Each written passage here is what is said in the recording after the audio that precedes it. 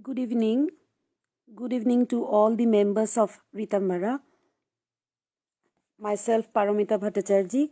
Today I am back with the reading from the Srimad Bhagavatam, and I will read out the Discourse 2 from the glory of Srimad Bhagavata Mahapurana.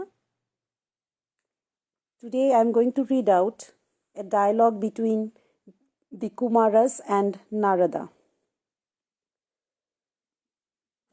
Let us get into the reading. Narada, he began again.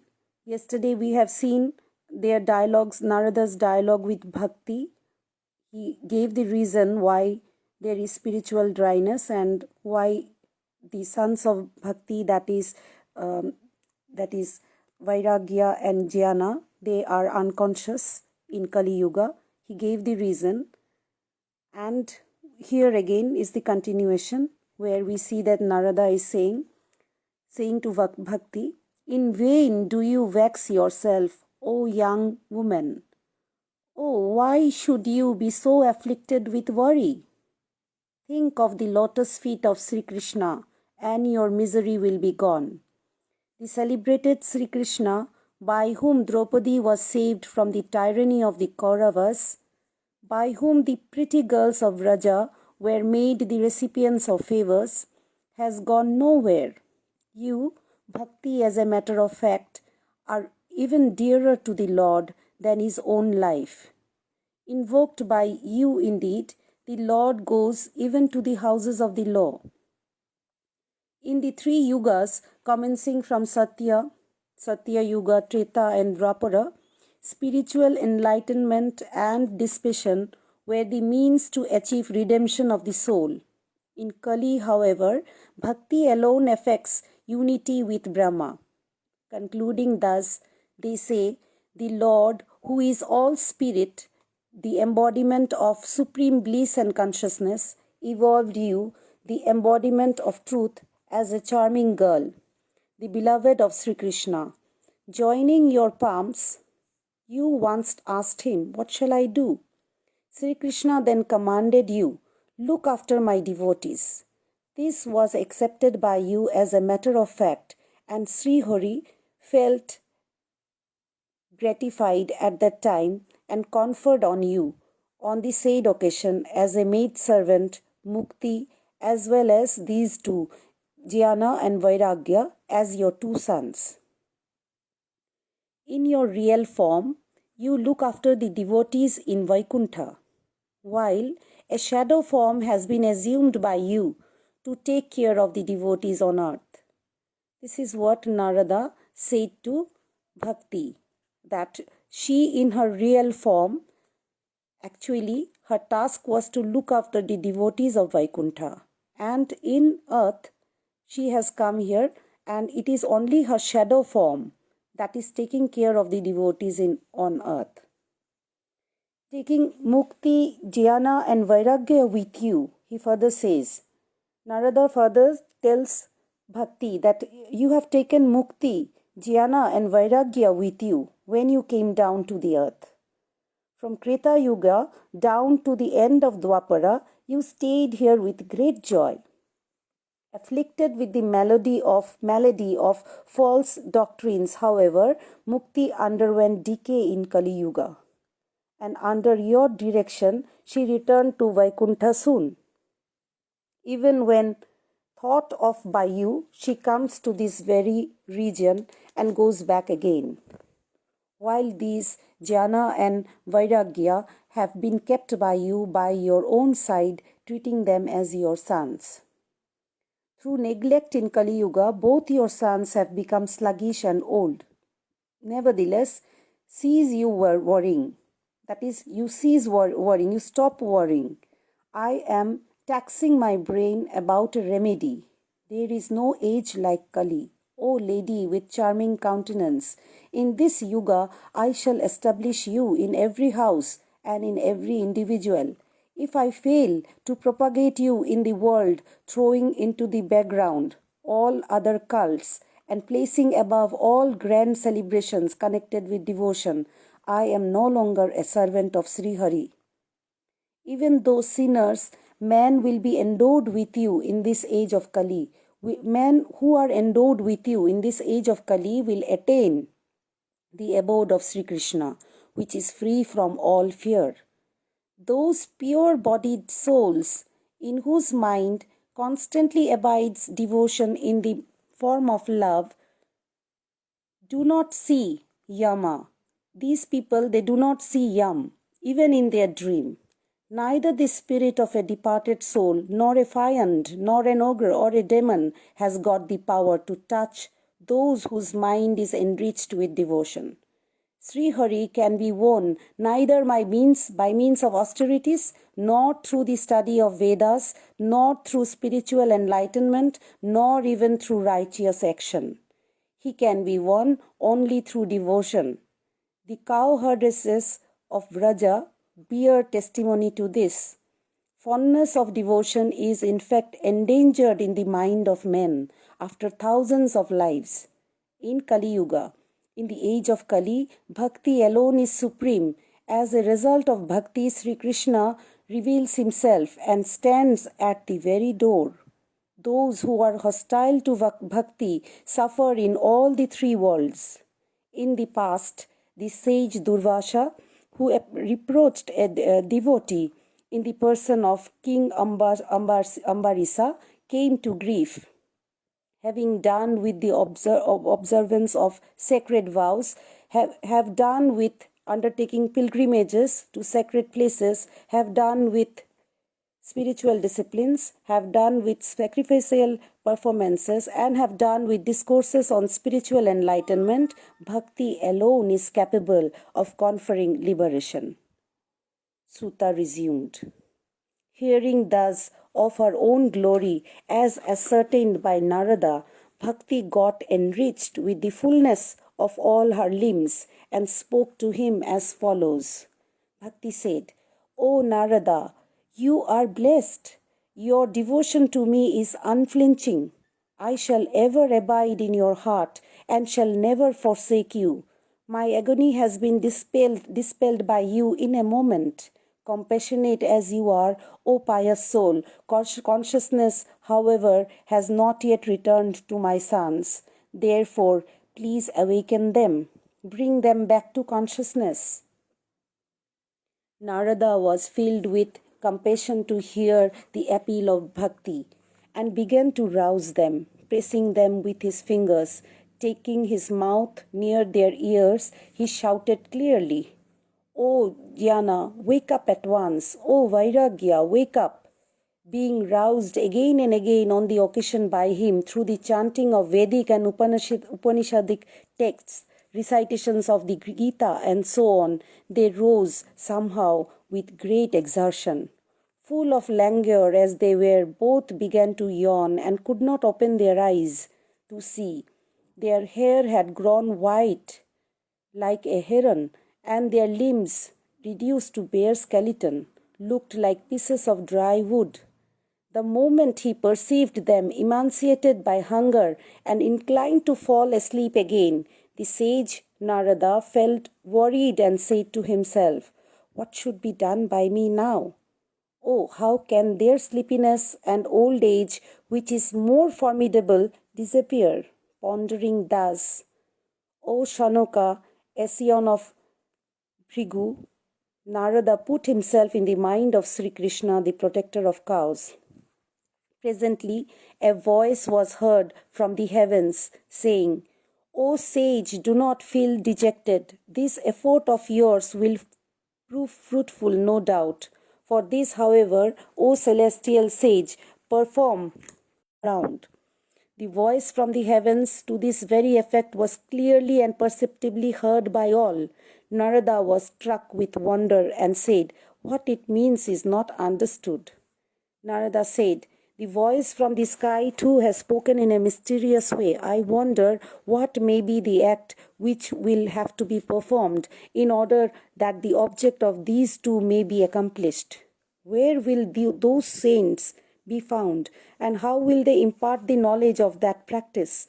What should be done by me at the present moment as enjoined by the voice from the heavens? Suta went on. Leaving both there, the sage Narada departed, going forth from one sacred place to another and making inquiries of the great sages on the way about the virtuous act hinted by the voice from the heavens. The story was heard by all. No conclusive reply was, however, given by any. Some declared the malady as incurable, while others said that the remedy was difficult to ascertain. Still others, on the other hand, remained mute, while some slipped past. A tumultuous uproar causing wonder rose in all the three worlds. People whispered from ear to ear. When the trio consisting of Bhakti, Jnana and Vairagya did not rise, even though awakened through the chanting of Vedas and Upanishads and recitations from the Gita, there is no other remedy. How can that which is not personally known as a matter of fact even to Narada be pointed out by ordinary human beings here on earth? In this way, by the hosts of seers questioned, the remedy was declared after deliberation as difficult to make out. Tormented with anxiety, Narada thereupon came forth to Badari ashrama. There he said to himself, I shall practice asceticism here, and made up his mind to gain the object. Meanwhile, Narada saw in front of him the great sages Sanaka and his three brothers shining like millions of suns, and spoke to them. Narada submitted. O juvenile sages, my meeting has taken place with you through great good luck. Pray, have compassion on me and tell me quickly what I should do. You are all great yogis, highly learned and wise. Though looking 5 years of age each, you are older than the oldest. Having your permanent abode in Vaikuntha, you remain constantly engaged in chanting the names and glories of Sri Hari. Drunk with the charm of the nectar-like stories of Lord's pastimes, you subsist on such stories alone. Sri Hari is my savior. This formula ever plays on your lips as a matter of fact. Hence, old age, as directed by Kal, does not harass you. At the mere contraction of your eyebrows in the days gone by, Jaya and Vijaya, potters of Srihari, sank down at once to the earth, and it was by your grace that they rose back to Vaikuntha. Oh, your sight at this juncture has been secured through good luck. Favor must be done by your gracious selves to me, wretched as I am. Pray, tell me what may be the spiritual practice that was hinted at by the voice from the heavens, and how it should be gone through. Kindly describe it in detail. How can satisfaction be caused to Bhakti, Jnana and Vairagya, and in what manner can they be lovingly and diligently established in all grades of society? The Kumaras said, Do not worry, O celestial sage, make your mind happy. There is already in actual existence an easy way to do this. O blessed you are, O Narada, who are the crest jewel of those who have turned away from the pleasures of sense. You have always been the guide to the devotees of Sri Krishna and the illuminator of Bhakti Yoga. It should be regarded as no matter of wonder for you who are making such an incessant effort in the cause of devotion. It is proper on the part of a servant of Sri Krishna to make constant endeavor to establish bhakti on a sound footing.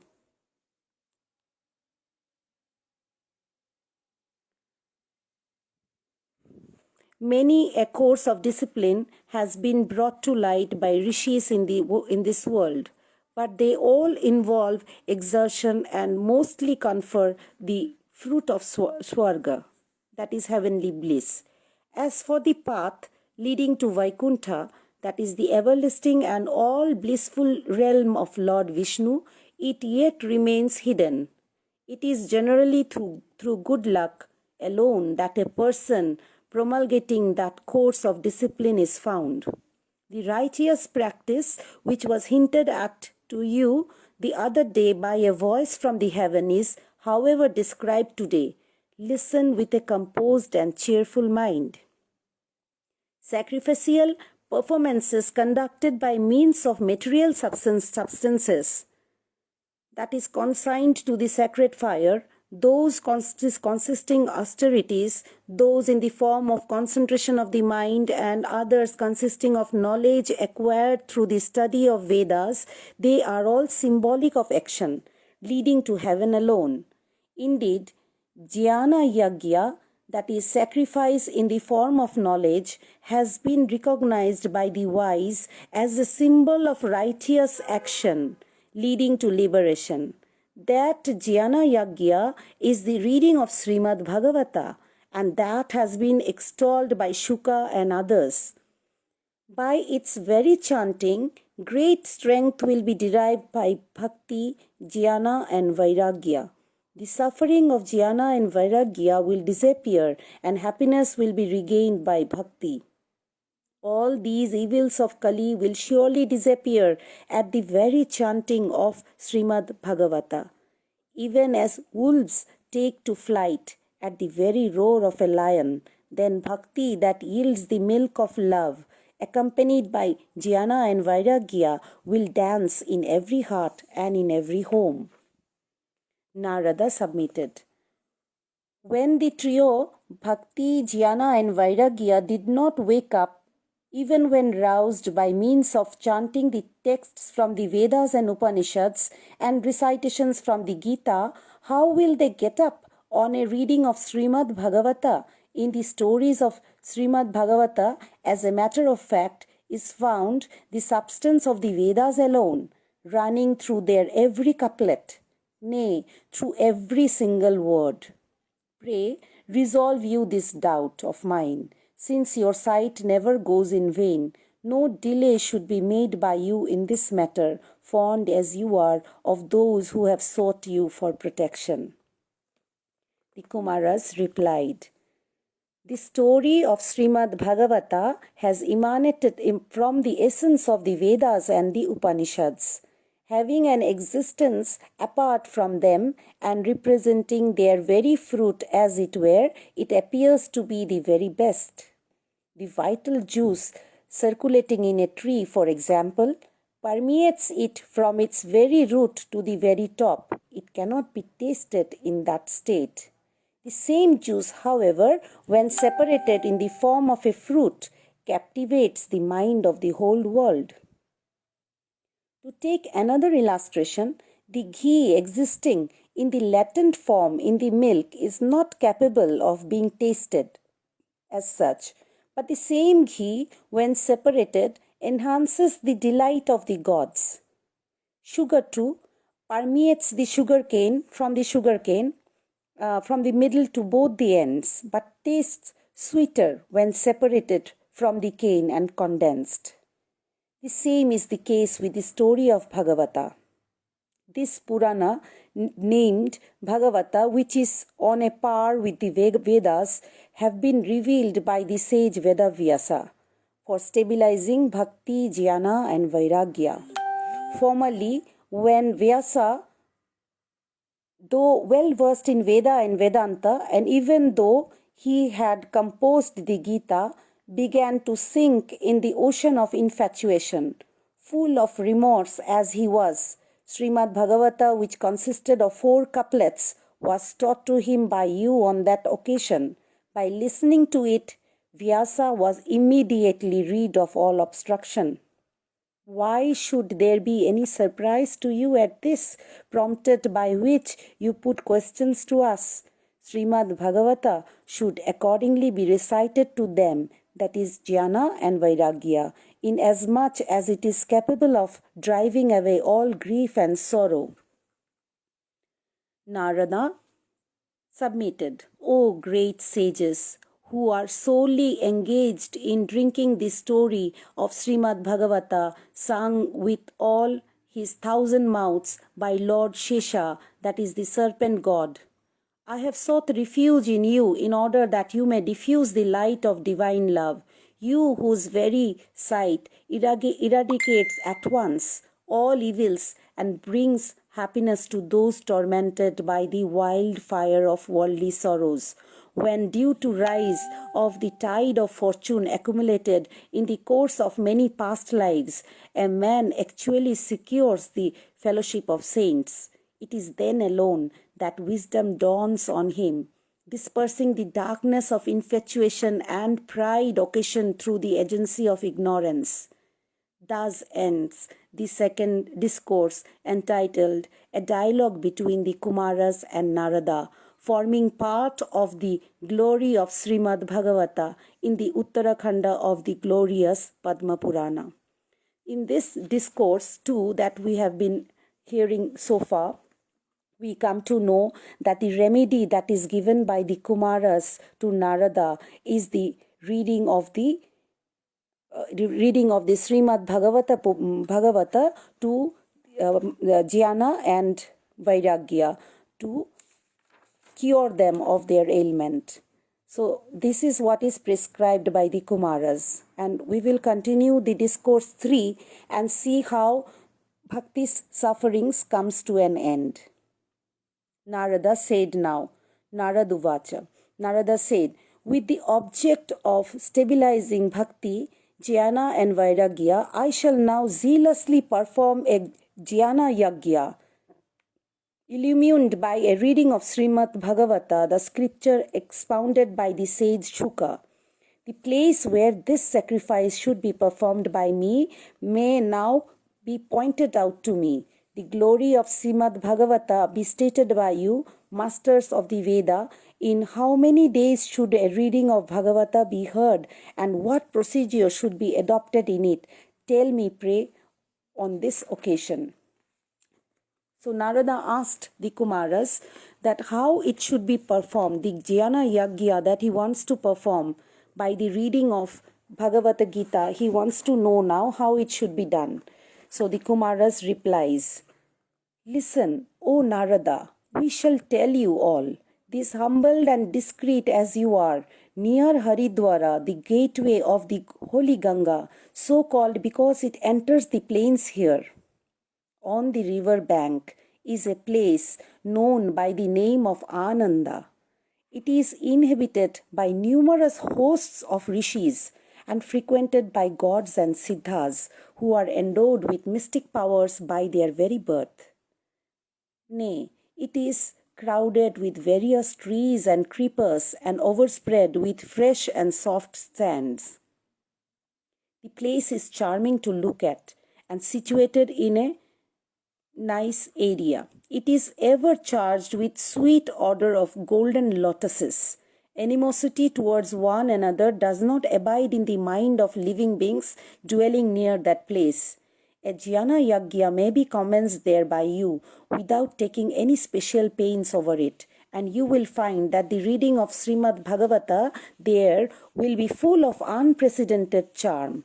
Bhakti too will appear there in person, placing in the forefront the aforesaid pair, that is Jnana and Vairagya, always lying before her devoid of strength and with a body worn out with age. Bhakti and her two sons must reach there, where a reading of Srimad Bhagavata is going on. The sage trio gets rejuvenated as it were on hearing the words of the story. Suta resumed. Having spoken thus, the aforesaid Kumaras with Narada went thence together to the bank of the holy Ganga, impatient to enjoy the story of Srimad Bhagavata. As they reached the bank, they rose at once, an uproar in the terrestrial region and realm of the gods, as well as the Satya Loka, that is the realm of Brahma, the creator. All those who were keen to enjoy the taste of the Lord's stories, and first of all the votaries of Lord Vishnu, came running to drink the nectar-like story of Srimad Bhagavata. The sages Bhrigu, Vashishta, Chavana, Gautam, Medhatithi, Devala, Devarata, Parashurama, and even so Vishwamitra, the son of Gadhi, Shakala, Markandeya, the son of Markandu, Lord Dattatreya, and Vyasa, and his father Parashara, both masters of yoga, and all the host of sages, the foremost of whom were Jajali and Janhu, arrived along with their wives, accompanied by their sons and pupils, and full of excessive longing to listen to the story. So came there the Upanishads and the Vedas, mantras and tantras, and the 17 Puranas and the 6 Shastras, systems of philosophy, that is, systems of philosophy, rivers such as the Ganga, Pushkara, and the other lakes, holy places, all 4 quarters, as well as Dandaka and the other forests, all in living form. Mountains, etc., as well as gods, Gandharvas, and demons went there. The sage Bhrigu persuaded and brought there even those who did not come because of their importance. Invited with due ceremony by Narada to expound Srimad Bhagavata and greeted by all, the Kumaras, the sage Shanaka and his 3 brothers, who are devoted to Sri Krishna, now occupied this excellent seat offered to them. The votaries of Lord Vishnu and those who have recoiled from the worldly enjoyments, recluses and celibates, sat in the van, and in front of them sat Narada. On one side sat the hosts of seers, on another side sat the denizens of heaven, gods and others. On different side sat the Vedas and Upanishads. On one side sat the Tirthas, while on other side sat the ladies. Shouts of glory, shouts of greetings, and blasts of conchs were heard. There were a tremendous shower of red powder, flowers, and parched grains of paddy. Many a leader of God mounted his aerial cars and covered all those assembled there with flowers of a wish-yielding tree. Sutta continued, when they were all seated at aforesaid and has concentrated their mind, the Kumaras began to describe in clear terms the glory of Srimad Bhagavata to the high-souled Narada. The Kumaras said, "We now proceed to tell you the glory of Srimad Bhagavata, the scripture expounded by the sage Shuka, through the mere hearing of which liberation is secured with one's palm, as it were. One should constantly attend and constantly listen to the exposition of Srimad Bhagavata through the hearing of Srihari takes up his abode in one's heart. This work consists of 18,000 shlokas and is divided into 12 skandhas, that is books, and it is in the form of a dialogue between King Parikshit and Sri Shuka. Do hear the story of the said Bhagavata. A man revolves on this whirlgig of transmigration through ignorance only so long as the story of Srimad Bhagavata does not enter his ear even for a moment. What will be gained through the hearing of many scriptures and Puranas which will create confusion in one's mind? The Bhagavata Shastra alone proclaims loudly its capacity to grant liberation. That house itself, in which Srimad Bhagavata is read every day, is actually converted into a sacred place and drives away the sins of those dwelling in it. Thousands of Ashwamedha yagyas and hundreds of Vajapiya sacrifices cannot compare in their efficacy even with 1/16 of reading of Srimad Bhagavata. Sins persist in this body, O sages rich in asceticism, so long as the story of the glorious Bhagavata is not duly heard by men. In point of efficacy, neither the holy Ganga, nor Gaya, nor Kashi, nor Pushkara, nor Prayaga can bear comparison with a reading of Srimad Bhagavata. If you seek the highest destiny, read even yourself daily 1/2 or even a quarter verse of Srimad Bhagavata. the sacred syllable Om, the seed of Veda, and the holy Gayatri, the mother of Veda, and also the Purusha Shukta, a hymn consisting of 16 mantras sacred to the cosmic person and figuring with a little variation in all the Vedas, the three Vedas, Rig, Shama, and Yajus. And so, also Srimad Bhagavata as well as the 12-syllabled mantra, Om Namo Bhagavate Vasudevaya, the Sun God, appearing in 12 forms, severally presiding over the 12 months of a Hindu calendar. Prayaga Kala, that is the time spirit, represented by a 12-month, nay, the Brahmanas and the Agnihotra, the daily offering of oblations, chiefly consisting of milk, oil, and sour gruel, considered as incumbent on every householder of the twice-born classes in the former days, the cow, and even so the 12th of every lunar month, also the holy basil plant, and the vernal season, consisting of the 2 months, Chaitra and Vaishakha, roughly corresponding to the March and April of the English calendar, as well as Lord Vishnu, the Supreme Person.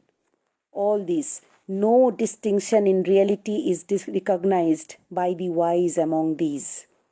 The sins committed in crores of lives by the man who intelligently reads the whole of the scripture known by the name of Srimad Bhagavata without a pause get rooted out. There is no doubt about it. Again, he who reads 1/2 or 1/4 of a verse of Srimad Bhagavata every day secures the combined fruit of Rajashua and an Ashwamedha sacrifice. Srimad Bhagavata read every day, contemplation practiced on Srihari, the watering of the Tulsi plant and service rendered to the cows are equal in value. Lord Sri Krishna, the protector of cows, out of love, grants an abode in Vaikuntha itself to him, by whom is heard, at the time of his death, even a sentence from Srimad Bhagavata. Nay, the man who gifts a copy of it, placed on a seat of gold, to a votary of Lord Vishnu, decidedly attains absorption into Sri Krishna. The fool, by whom even a little of the story of Srimad Bhagavata is not drunk with a concentrated mind during his whole lifetime, has, alas, spent his life like a pariah or a donkey in vain, only proved instrumental in causing pangs of childbirth to his mother. That fellow of sinful deeds by whom not even a few words of Srimad Bhagavata, consisting of discourse of Sri Shuka to Parikshit, have ever been heard is depicted as a living corpse. Leaders of the community of gods in heaven speak of such men like this: "Fie upon such a man who is on a level with the beasts and a veritable burden on earth." An exposition of Srimad Bhagavata is certainly rare in the world. In fact, it can be had only through merit percolated through the crores of lives. Therefore, O wise one, O storehouse of yoga, this should be heard with diligence. There is no restriction regarding the number of days in the course of which it is to be heard. The hearing of it is commended at all times. The hearing of it is advised at all times, side by side with the vows of truthfulness and continuance. This being impracticable, however, in Kali Yuga, the specific rules promulgated by Sri Shuka is in this behalf should be known. Since it is not possible in the age of Kali to control the vagaries of the mind, to observe rules of conduct, and to remain consecrated to a sacred purpose for a long period of time, it is considered advisable to hear the whole of it in a course of a week. That very reward which is attained by listening to it with reverence every day during the month of Magha has been ascribed by Sri Shukdeva to the hearing of Srimad Bhagavata in a week's time. So from here we come to understand that why it is recommended that it should be heard or read within a week, because while this holy book is being read or it is being contemplated or understood, during that period certain conducts should be followed, that is righteous conduct, righteous thoughts should be conducted. Then only the fruit of whatever is being promised by this holy words, these are going to be reaped by the devotees. So that is why, because it is impossible in Kali Yuga almost to be or to conduct in this way for a long time, that is why only it is said that it should be done within a period of time, short period of time, that is within a week. Let us continue. That reward which is attained by listening to it with reverence every day during the Magha has been ascribed by Sri Shukdeva to the hearing of Srimad Bhagavata in a week's time. The complete hearing of Srimad Bhagavata in a week has been commended due to lack of control over the mind and prevalence of diseases, as well as because the span of life of man has been shortened, and also because a number of evils are rampant in the Kali age.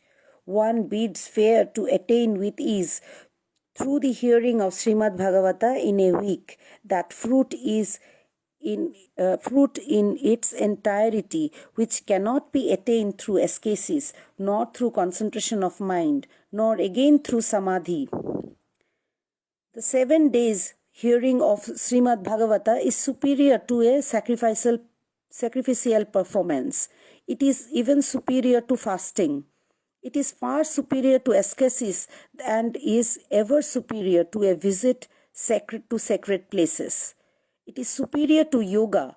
It is superior even to meditation and spiritual. It is superior to spiritual enlightenment. What shall we say of its superiority? Oh, the wonder of it is that it is superior to everything else. Shaunoka then said, "This story told by you is wonderful.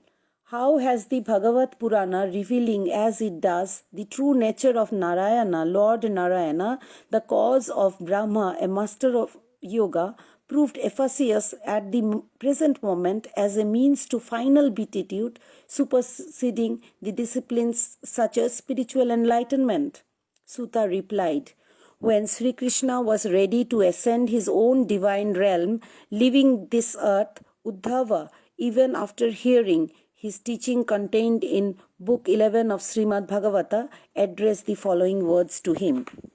Uddhava said, "Having accomplished the object of your devotees, O Krishna, you are going away. There is great anxiety in my mind. Pray give ear to it and make me happy. The terrible Kali Yuga is imminent. Wicked people will appear again, when sheerly due to their fellowship even the virtuous develop ferocity. Whom will this earth, bearing a heavy burden in the shape of sinners on her bosom, resort to in the form of a cow? No protector other than you, O lotus-eyed one, is in sight. Therefore take compassion on the virtuous, O love of the devotees. Do not go. It is for the sake of your devotees that you have appeared in a qualified form, though formless and all consciousness. How will those devotees live on earth when separated from you? There is hardship in worshipping God without attributes. Here, ponder a little." Hearing this submission of Uddhava on the holy site of Pravasha, Sri Hari thought within himself, "What should be done by me for sustaining my devotees?" The Lord infused all his glory and energy into the Bhagavata and disappeared in the ocean of Srimad Bhagavata. This constitutes, therefore, a visible verbal manifestation of Sri Hari. It drives away one's sin by being waited upon, heard or read or seen. Therefore, hearing it in a week's time has been recognized as superior to all other disciplines in Kali Yuga. It has been declared to be one and only righteous course, excelling all other disciplines. Indeed, this is the righteous course prescribed in the Kali age for washing away all agony, poverty, misfortune and sin, as well as for the conquest of passion and anger. Otherwise, the Maya of Lord Vishnu is most difficult to get rid of, even for the gods. How then can it be set aside by men? Hence, with the object of getting over this Maya too, the course of hearing Srimad Bhagavata in a week has been commanded."